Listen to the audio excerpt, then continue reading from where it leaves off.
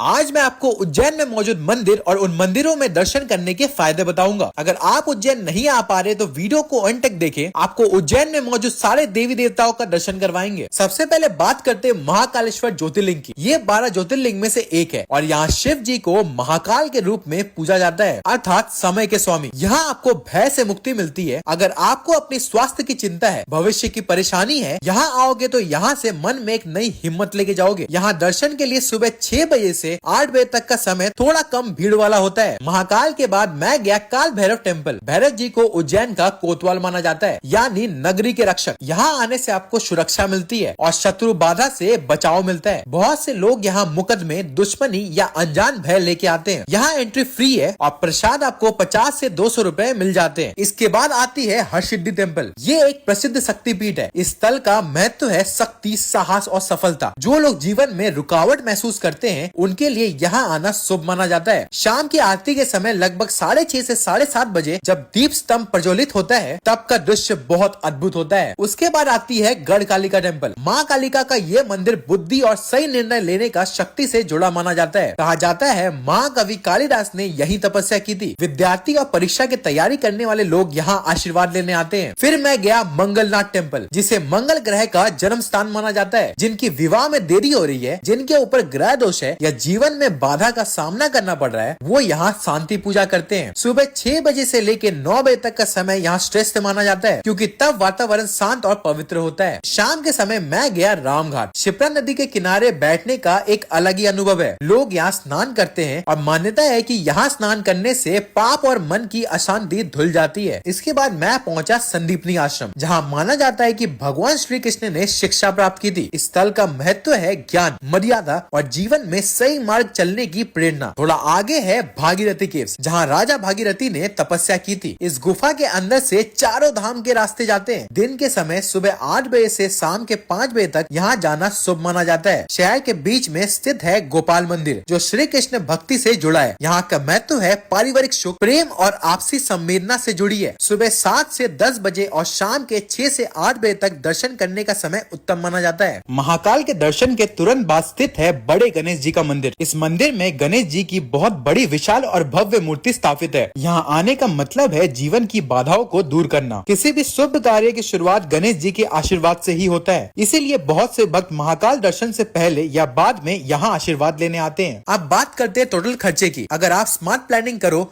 तो पूरा घूमना फिरना 500 से 800 रुपए के अंदर हो जाता है। इसको होला बोलते हैं। खाते कैसे? छील के खाते हैं। छील के? और टेस्ट कैसा होता है? अभी तो आप खाएंगे जब मालूम पड़ जाएगा। नहीं, मतलब ऐसा पूछ रहा है मैं, टेस्ट कैसा होता है इसका?